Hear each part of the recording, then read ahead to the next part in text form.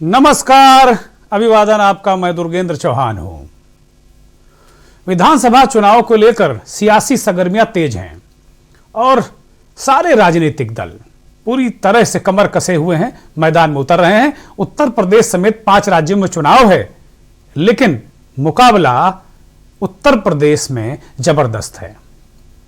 चुनावी रैलियां, लोकार्पण, शिलान्यास, जनसभाएं, सब कुछ तो किया जा रहा है, लेकिन इसी बीच कोरोना के नए वेरिएंट ओमिक्रॉन ने दस्तक दे दी है भारत में। कई जगह नाइट कर्फ्यू भी लग गया है। मंथन में चर्चा होगी, सियासत से डरता है ओमिक्रॉन।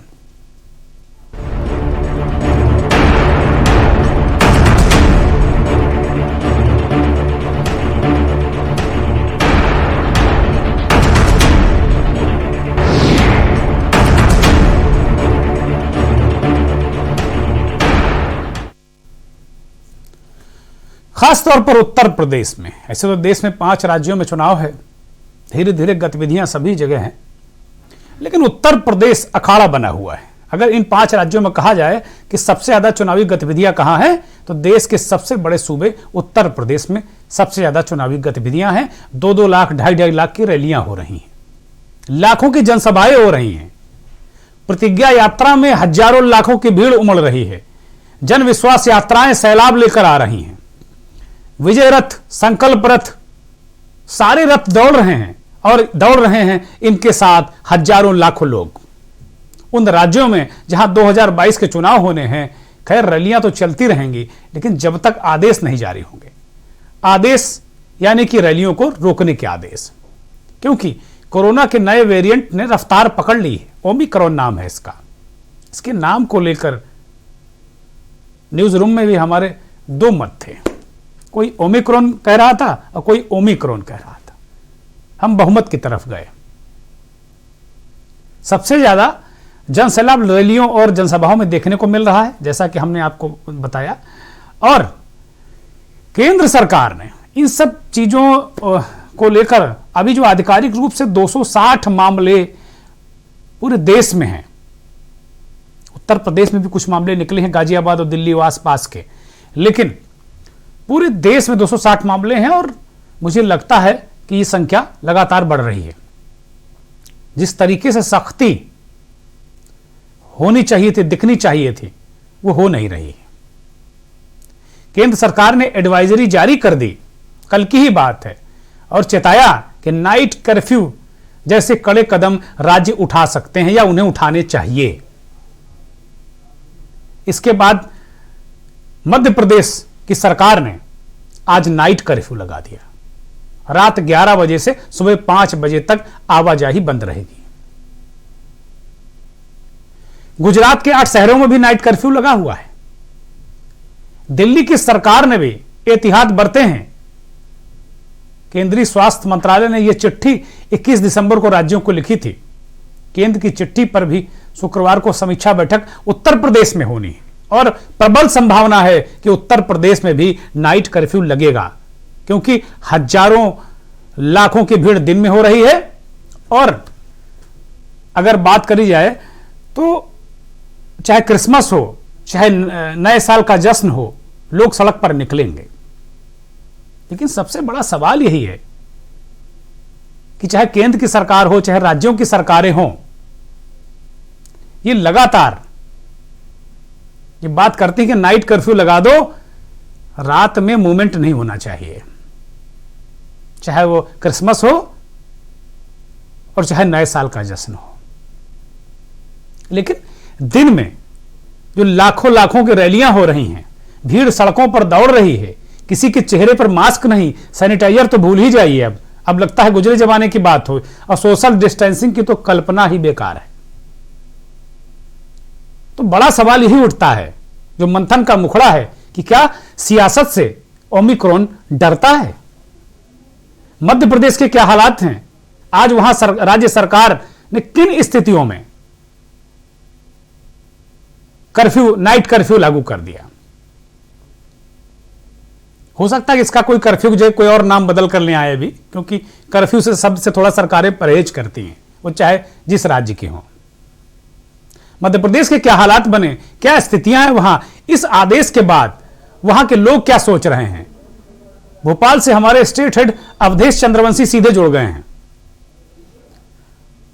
अभी जुड़े नहीं हैं, हमारे सहयोगी कह रहे हैं कि अवधेश अभी जुड़े नहीं हैं, लेकिन कुल मिलाकर अगर देखा जाए तो यह स्थिति बड़ी विकट है। स्थितियां आप देखिए, जहां भी देखिए हर तरफ इसका बिल्कुल उल्लंघन हो रहा है। उल्लंघन की बात करें तो अब लोग ये मान चुके हैं, तरह तरह की दलीलें देते हैं, तर्क देते हैं। ताज्जुब तो तब होता है जब कई डॉक्टर चिकित्सक कहते हैं कि भैया मास्क क्यों लगाए हुए हैं आप, मास्क तो और नुकसानदायक, ऐसी बातें करते हैं। ऑक्सीजन कम हो जाएगी, इस तरह की दलील देते हैं डॉक्टर पेशे से जुड़े लोग। कहते हैं भाई आप जो मास्क लगाएं प्रॉपर नहीं है, प्रॉपर मास्क कहां से लाएं। तो सबसे बड़ी बात अगर देखने को मिल रही है तो कोई उस तरीके की चीजें देखने को नहीं मिल रही हैं जो आपको होनी चाहिए। अब ये पूरा घटनाक्रम आप देखिए तो रैलियों को लेकर जिस तरीके से चल रहा है, पूरा रैलियों का रैला, भीड़, चाहे प्रधानमंत्री हो, चाहे मुख्यमंत्री हो, चाहे प्रियंका गांधी हो, चाहे अखिलेश यादव हो, चाहे जयंत चौधरी हो, जो मायावती को छोड़कर जो उत्तर प्रदेश का चुनाव लड़ रहा, जो पार्टी, 2 तारीख को केजरीवाल जी की भी रैली है, ऐसा कोई दल नहीं है जो रैलियां, यात्राएं, जनसभाएं ना कर रहा हो। अखिलेश यादव तो आप देखिए, अखिलेश यादव तो खुद ये खबर आई थी कि अखिलेश यादव कोरोना पॉजिटिव हो गए, लेकिन उन्होंने सैफई एसजी जो वहां का पीजीआई है, सैफई का मिनी पीजीआई, वहां जांच करा के रिपोर्ट उन्होंने आम कर दी कि भाई मैं कोरोना पॉजिटिव नहीं हूं, और उनकी पत्नी और बेटी ये कोरोना पॉजिटिव निकल गए। अखिलेश ने 3 दिनों के लिए खुद को आइसोलेट कर लिया कि भाई उनकी पत्नी और बेटी हैं, इसलिए वो अपने आप को 3 दिनों के लिए आइसोलेट करते हैं। अलीगढ़ के इगलास में आज जो किसान दिवस के मौके पर चौधरी चरण सिंह के नाम पर एक किसान दिवस भारत में मनाया जाता है, उनकी पुण्य स्मृति में इगलास में एक ज्वाइंट रैली थी आरएलडी और समाजवादी पार्टी की। उसमें अखिलेश और जयंत को जाना था, जयंत तो गए लेकिन अखिलेश ने उस रैली से दूरी बनाई और उन्होंने एक ट्वीट किया कि हमने अपने आप को आइसोलेट कर लिया।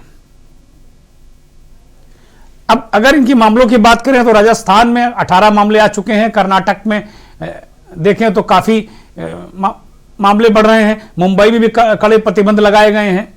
अब एक बार अवधेश के पास सीधे चलते हैं, हमारे दूसरे मेहमान भी जुड़ गए हैं, देश के जाने माने राजनीतिक विश्लेषक सुरेंद्र दुबे जी हमारे साथ जुड़ गए हैं। रैलियों की सियासत और क्या कोरोना, नमस्कार, बहुत बहुत स्वागत आपका सुरेंद्र जी, और अवधेश जी आपका भी बहुत अभिवादन। कुल मिलाकर अगर देखा जाए, अवधेश से हमारा पहला सवाल है। अवधेश, मध्य प्रदेश में थोड़ी देर पहले, अभी देर शाम को नाइट कर्फ्यू लगाने की घोषणा वहां की सरकार ने की।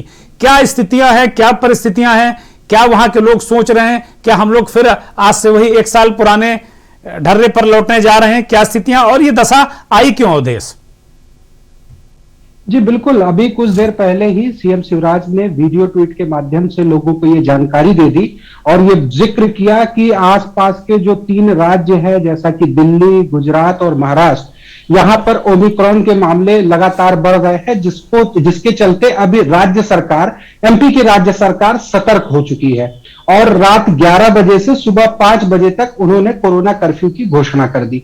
हालांकि ऐसा पहली बार हुआ है कि स्वयं आकर के उन्होंने कोरोना कर्फ्यू की घोषणा की। नहीं तो पिछले बार की अगर हम बात करें सेकेंड लॉकडाउन में, तो ज्यादातर यह मामले इस तरीके से कहते थे कि क्राइसिस मैनेजमेंट की बैठक में यह निर्णय लिया गया है और सारा खिकरा जो है क्राइसिस मैनेजमेंट के माथे मढ़ दिया जाता था। लेकिन इस बार जैसा कि पीएम ने भी कहा, लोगों से, राज्य सरकार से कहा कि राज्य सरकार इस ओर ध्यान दे, लगातार मामले बढ़ रहे हैं, जिसके चलते सीएम शिवराज स्वयं वीडियो ट्वीट के माध्यम से लोगों से संपर्क किया और लोगों को यह जानकारी दी कि रात 11 बजे से सुबह 5 बजे तक अब कोरोना कर्फ्यू रहेगा, यानी कि लोग सड़कों पर नहीं निकल पाएंगे। लेकिन लेकिन अभी दिन में किसी तरह के प्रतिबंध की कोई घोषणा नहीं की गई है। हाँ, चिकित्सा शिक्षा मंत्री विश्वास सारंग ने यह जरूर कहा है कि जिन्होंने दोनों टीके लगवाए हुए हैं वही न्यू ईयर या क्रिसमस की पार्टी में शामिल हो पाएंगे।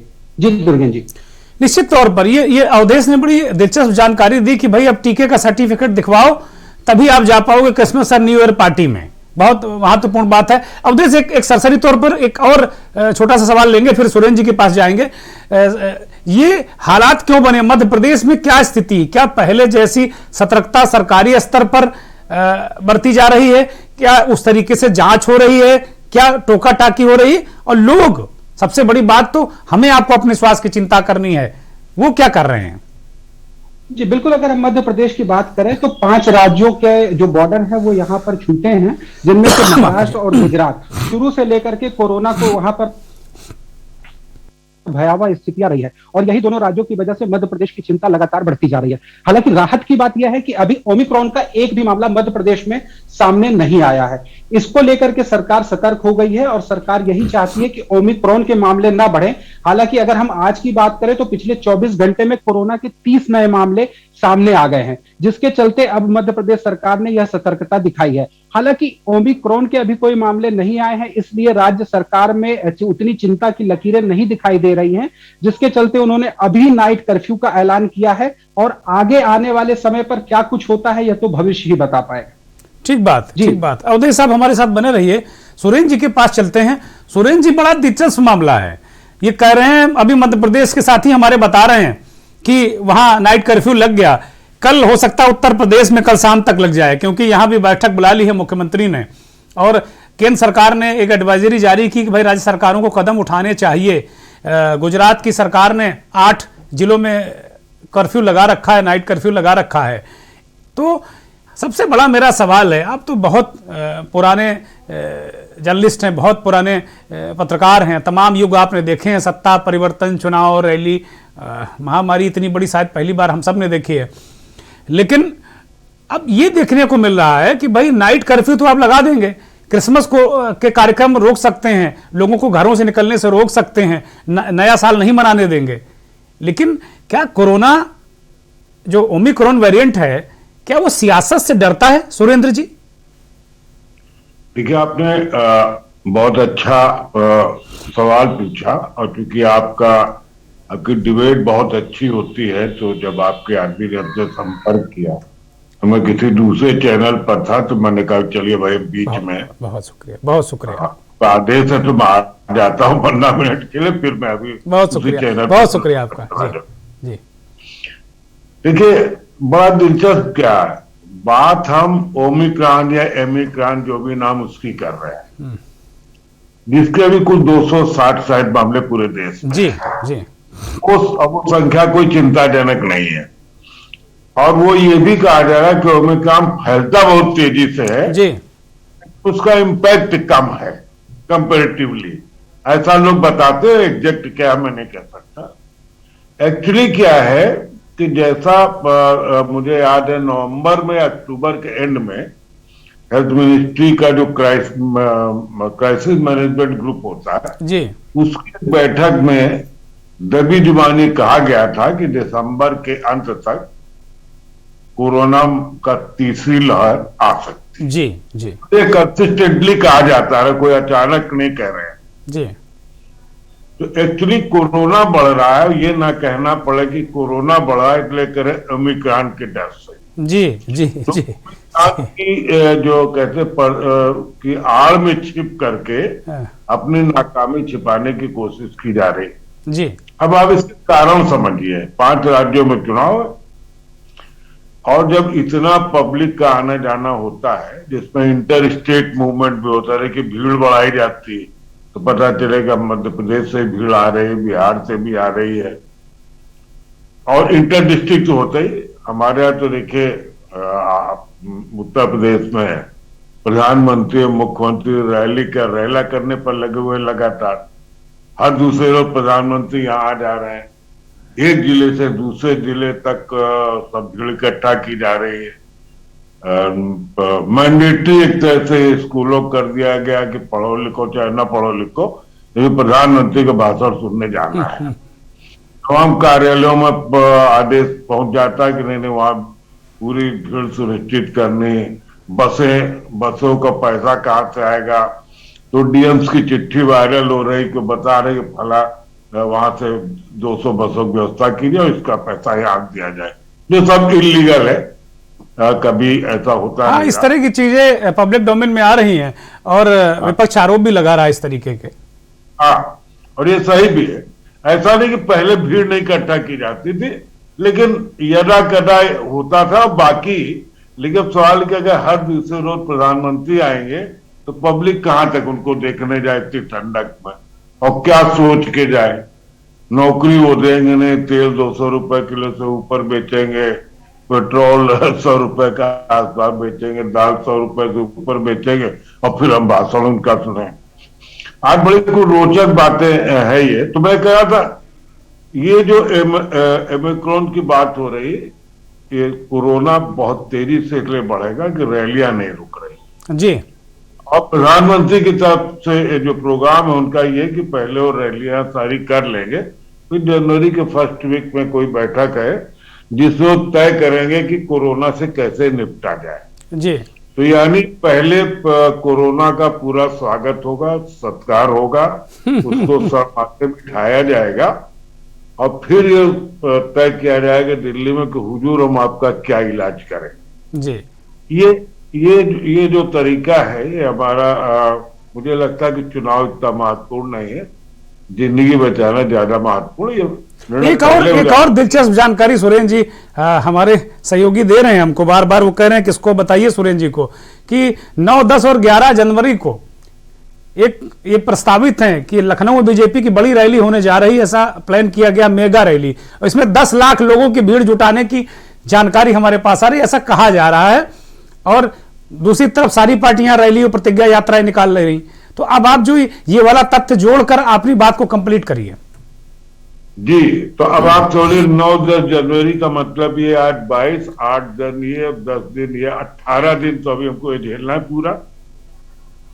और भाई वो उन्होंने तय किया है कि मतलब रैली करनी तो जरूर करना चाहिए जी। और ये भी हो सकता है कि एकदम से उस दिन तक पीक पर ले जाकर के तो उनका काम पूरा हो जाएगा और एकदम से बंद कर देंगे कि भाई अब हम रैली करनी तो वर्चुअल रैली कीजिए जी। ठीक, ये निर्णय चुनाव आयोग कर सकता है जी। और वर्चुअल रैली में जो सत्ता पक्ष है वही भारी होगा क्योंकि उसमें पैसा बहुत खर्च होगा। एलईडी के जरिए जब वो प्रचार होता है तो इट्स वेरी कॉस्टली अफेयर, तो वो सामान्य पार्टियां नहीं कर पाएंगी। यहाँ जो यूपी में है ना एसपी उसको झेल पाएगी, ना कांग्रेस ना बीएसपी। शायद बीएसपी कर ही नहीं रहे तो इसलिए उनकी कोई चिंता नहीं है, लेकिन बाकी जो लोगों को करना है, लेकिन वो रैली मान लो कर ले, वर्चुअल कर ले, एक्चुअल कर ले, हमें इससे कोई लेना देना नहीं। सवाल ये कि जो हमारे लोग कोरोना से पीड़ित हो जाएंगे और मान लीजिए इसी बीच इतना तेजी से बढ़ जाए जी, तो खतरे हैं। एक, जितने लोग इन्फेक्ट हो जाएंगे उनका क्या होगा, और अगर हमारा हेल्थ इंफ्रास्ट्रक्चर कोलैप्स कर गया पहले की तरह तो हम तो ट्राई करने लग जाएंगे। ठीक बात है, ठीक बात है। और खबर रोक दी जाएगी। जो हालत है वो तो के न्यूज को मैं बधाई देता हूं कि आप लोग काफी हिम्मत से सारा काम करते हैं, इसीलिए मैं आपके प्रोग्राम में जब भी आप कहते हैं तो आ भी जाता हूं।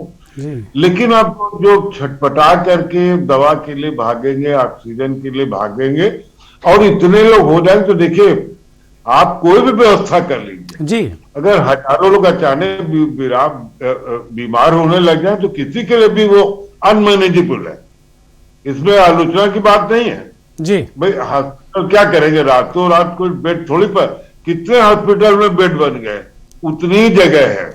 सुरेंद्र जी, दिल्ली के मुख्यमंत्री अरविंद केजरीवाल ने आज दिल्ली में भी कुछ सतर्कता की बातें कही हैं और उन्होंने कुछ गाइडलाइंस तय की, जरा उनको सुन लीजिए, फिर कुछ इसको बातचीत को आगे बढ़ाएंगे। ओमिक्रॉन की मोटे मोटे तौर पे 2 कैरेक्टरिस्टिक्स हैं। एक तो ये कि ये फैलता बहुत तेजी से, दूसरा ये कि ये काफ़ी माइल्ड है, इसमें हॉस्पिटलाइजेशंस कम होते हैं, मौतें भी काफ़ी कम होती हैं। इसको ध्यान में रखते हुए हमने अपनी सारी तैयारियां की हैं। चूंकि ये माइल्ड है बहुत ज़्यादा, तो हमारा पूरा एफर्ट ये रहेगा, हम जनता से अपील बार बार ये करेंगे कि आप अपने घर पे रहिए, अस्पताल में मत भागिएगा जब तक कि आपके सिम्टम्स थोड़े वो नहीं होते। तो अगर माइल्ड सिम्टम्स हैं तो आपको हम कोशिश करेंगे आपके घर पे ही, आपके घर के कंफर्ट में आपका इलाज हो। तो दिल्ली की सरकार ने तो व्यवस्था कर ली कि भाई हम व्यवस्था करे हुए हैं और आप घर में ही रहिए। केजरीवाल ने, जो मुख्यमंत्री हैं, उन्होंने एडवाइजरी जारी कर दी। सुरेंद्र जी, जो मेरा मूल सवाल यही है कि क्या जो राजनीति है, सियासत है, इससे क्या कोरोना डरता है? ये बड़ा सवाल कि भाई आप रात में नाइट कर्फ्यू लगा दे रहे हैं, लेकिन दिन में धुआंधार रैलियां सभी लोग कर रहे हैं। खाली भारतीय जनता पार्टी की बात नहीं कह रहे हैं, धड़ाधड़ सब एक से एक रैलियां, प्रतिज्ञा यात्रा, विजय रथ यात्रा, भीड़ की होड़ है। अगर आप सुबह उठिए और ट्विटर को खोल दीजिए तो होड़ लगी कि अपनी भीड़ सब दिखाने के लिए हर नेता ट्वीट करे पड़ा कि मेरी भीड़ ज्यादा है। तो मेरा सवाल सुरेंद्र जी यही है कि क्या ओमिक्रॉन नाम का जो नया वेरिएंट है वो क्या राजनीति नेताओं से डरता है या सियासत से वो डरता है? ये फिर उसी पर सवाल पर हम आते हैं जी। देखिए, हमारे यहाँ जो सियासत होती है उससे बड़े बड़े डरते हैं। हम सब लोग डरते हैं कि पता नहीं क्या कर देंगे, और जो निर्णय होते हैं वो देखिए कितने हास्यास्पद कर रहे। नाइट कर्फ्यू रात 11 बजे से सुबह 5 बजे तक कर देंगे जी। जब ये भीड़ इकट्ठा की जाती तो इसमें रात 12 बजे से के बाद से सारी बसें चलना शुरू हो जाती जिन जिन जगहों पर जाना है जी। मान लीजिए लखनऊ डिपो से कोई बस बहुत इंटीरियर जाएगी, वहां भीड़ कलेक्ट करने के लिए सुबह 6 बजे थोड़ी जाएगी जी। तो उसको पहुंचने में 8 बज जाएंगे। फिर कब वो पिकअप करेगी और कब लेके आएगी तो रात को चल देगी जी।